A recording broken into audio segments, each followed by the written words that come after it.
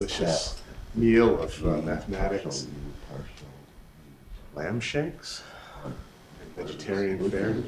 This morning we'll have a number of talks relating to knots and magnetic fields and a few material science instructions at the end. And it's a pleasure to introduce our first speaker, who's now making his third tour of duty here?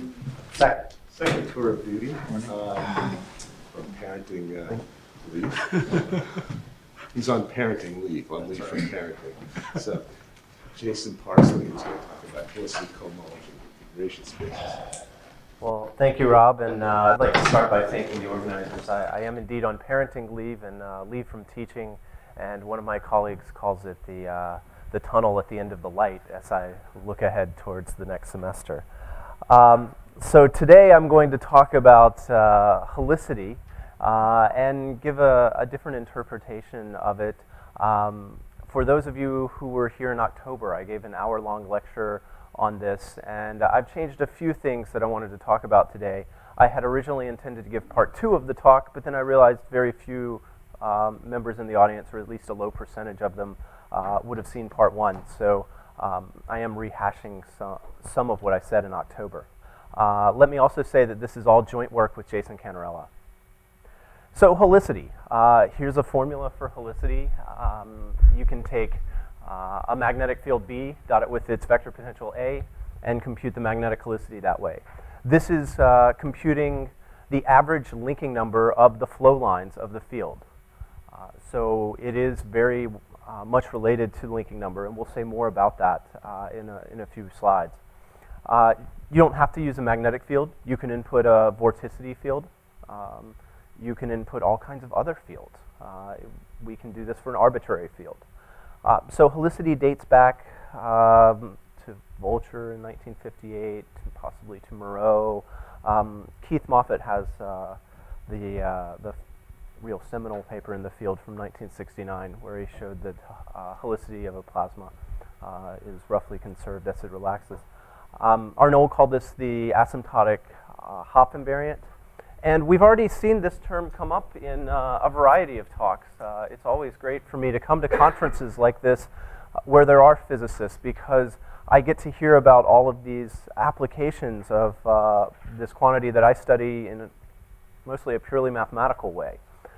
So the talk on tropical cyclones yesterday, I think one of the first few talks on Monday by Kerr mentioned this.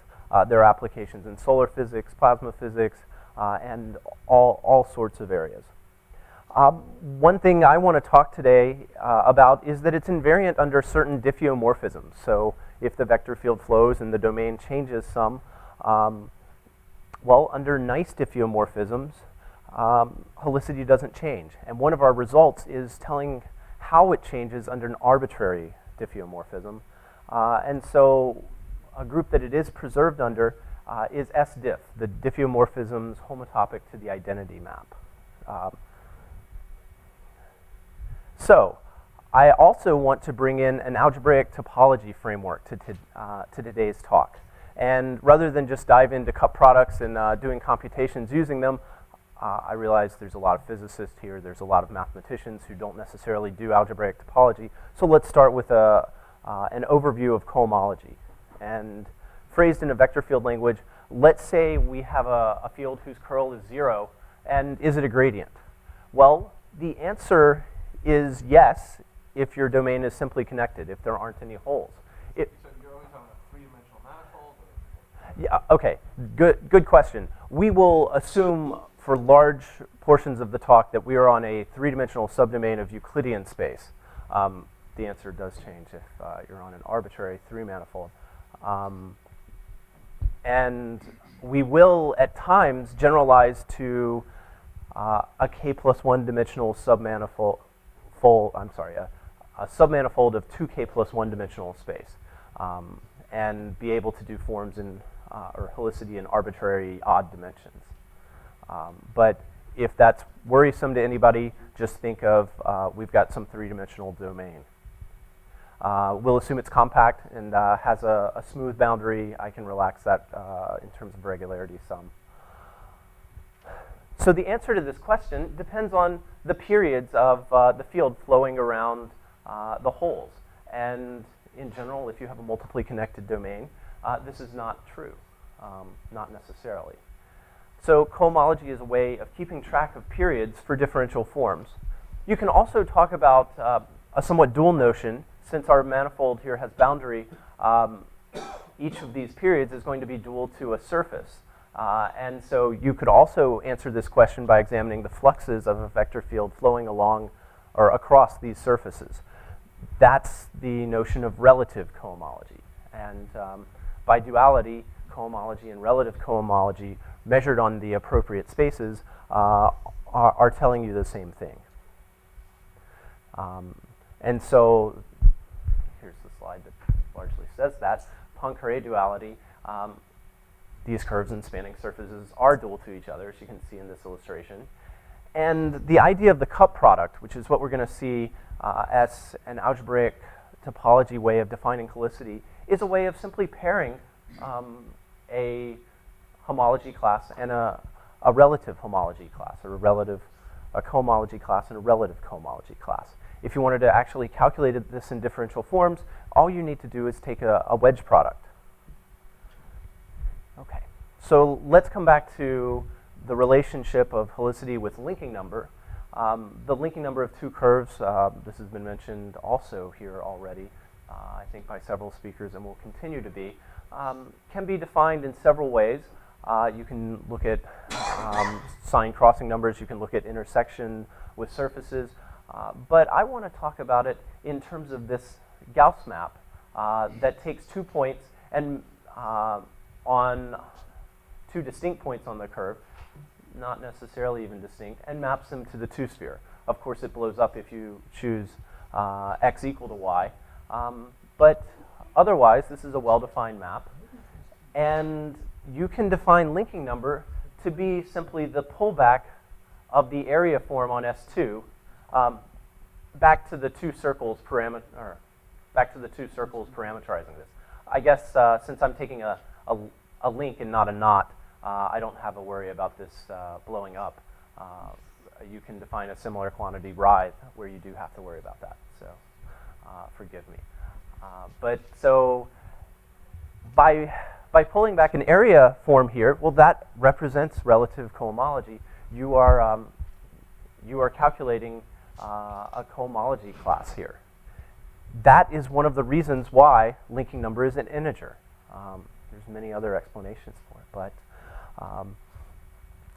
and one other thing to note here, we're pulling back a two-dimensional class, so we're estimating a two-dimensional class over here among two circles. And the point is, S1 cross S1 really does have a two-dimensional class in cohomology. So here's the formula Gauss worked out to understand linking as an integral. And really all this is the coordinate expression of this previous formula where we pull back the area form. Helicity is defined by simply inserting the vector field in place of each tangent vector. And so today, what I'd like to do is show you how to recognize helicity in terms of this algebraic topology framework of pulling forms back. The issue, if you think about it, is that, well, I could take a nice round ball as my three-dimensional domain. That doesn't have any two-dimensional cohomology, nor does omega cross omega in that case.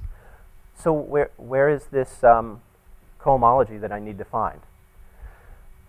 A quick primer on differential forms and vector fields. Remember that differential forms are dual to vector fields. At least two forms in R3 are dual to vector fields, and you can see that by simply inserting a vector field V that you're looking at here and defining the two form by a volume.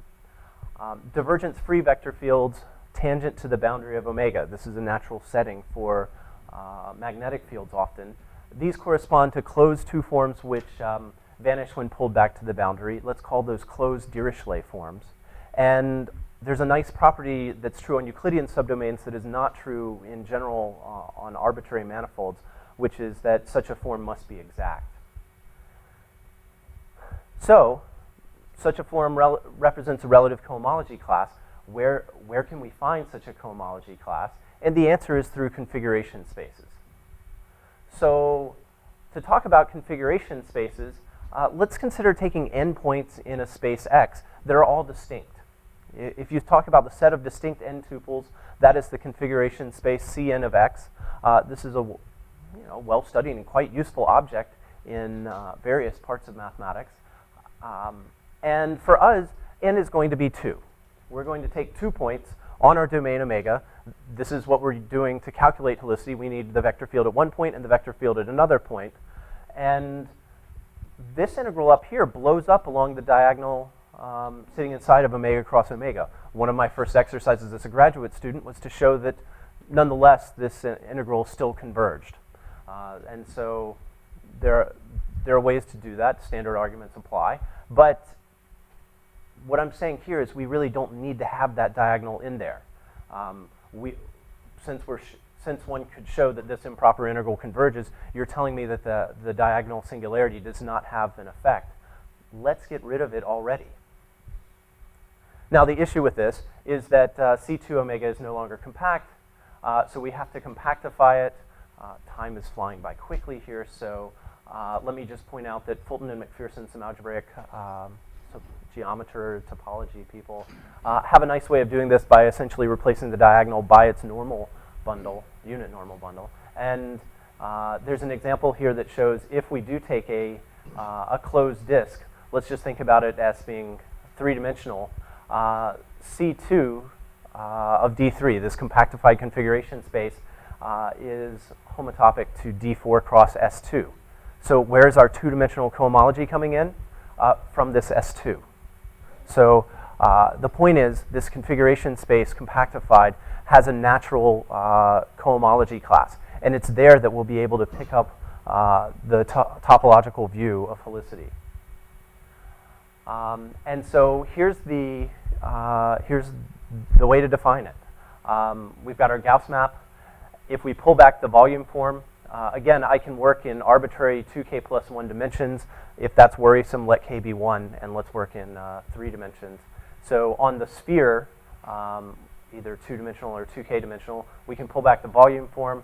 That represents an absolute cohomology class in 2k dimensions. And if we take our corresponding differential form, alpha, that goes with our vector field V, alpha wedge alpha, well, that was a closed Dirichlet form. It represented a relative cohomology class. That means this is a well-defined cup product. I'm taking a relative cohomology class and pairing it with an absolute cohomology class, 4-dimensional, 2-dimensional. I'm getting a 6-dimensional class on a 6-dimensional manifold. When you take omega cross omega, that's 6-dimensional, whether or not I throw out the diagonal. So the configuration space is 6-dimensional. That means this is a multiple of the unit volume form on that space. Which multiple is it? It's exactly helicity. And so here's a definition of helicity. Helicity times the volume form is this cup product. Therefore, should have been removed. Why do we want to do this? I can give you a bunch of different reasons. One is we're mathematicians and we like using these frameworks in a variety of settings. There's an immediate corollary. Helicity is an S-diff invariant. Why? Because S-diff preserves the product structure. Things that are topological have a natural invariance when you flow geometrically. There's other invariants that we can say in different situations.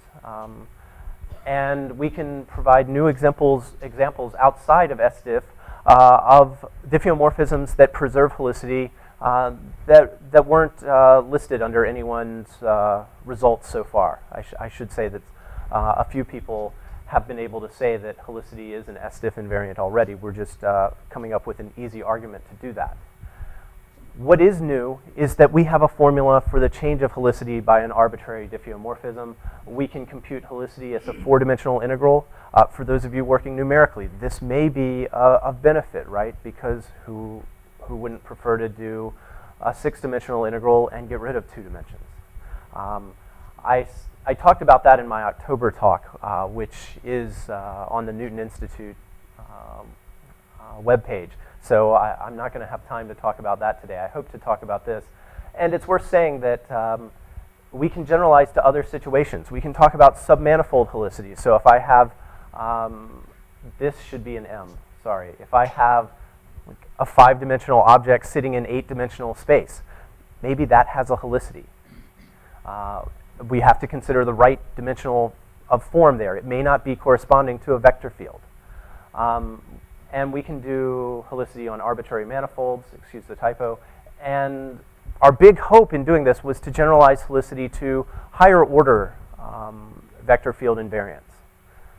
Progress there has not been so encouraging. And in fact, if I have time, I'll say some discouraging words at the end, but I don't think I'll have time. Yeah, so I mean, in analogy with higher order linking numbers. So several authors have a 3-term helicity. Monastirsky and Ratak were perhaps the first. Berger, Hornig, Schonkweiler, and many others. But we were looking, well, can you get one that worked without some of their hypotheses, that worked on, say, an arbitrary space rather than 3 unlinked tubes? And the results there are not encouraging. So I have about 5 minutes left. So let me tell you. Let me tell you about the change of helicity under a diffeomorphism. This sadly means we won't have time to talk about submanifold helicities today. But we wanted to say, how does helicity change under an arbitrary diffeomorphism? So let it map from omega to omega prime. Let alpha be my form here, and alpha prime be my form that's the image of that. It's technically a pullback under the inverse map. You can calculate their helicities by changing coordinates here back to omega, and you'll, in both cases, get alpha wedged with this term, which is the analog of a magnetic field. And then over here, this is the analog of a vector potential. Over here is another primitive for alpha, but these two things may not be equal, so it turns out to be a cut product computation of what the difference is. They're both primitives, but they're not equal. And so we rely on some facts about Euclidean domains and their homology. If you have a top-dimensional subdomain of a Euclidean space, its kth homology of the boundary is a nice direct sum of the homology that's inside and the homology that's outside. What do I mean about homology being inside? S1 here is a loop that is homologically non-trivial inside the domain. T1 is a loop that's homologically non-trivial outside the domain.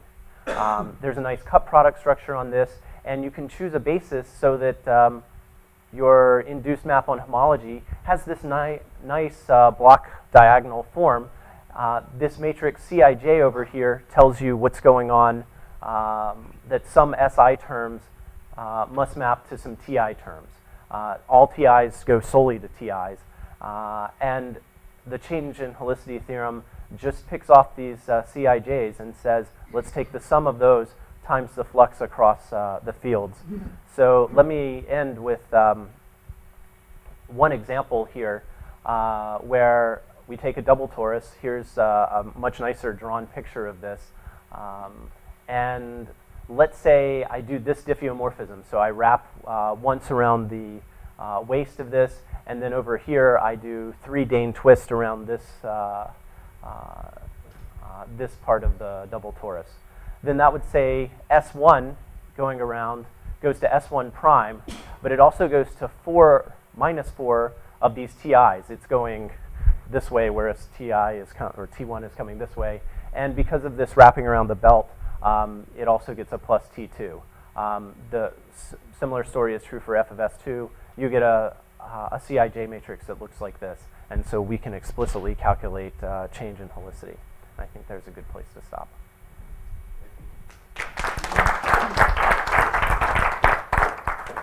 Started a minute or two late, so time for a question or two. Jason. Conrad? One or two? 2 or 3.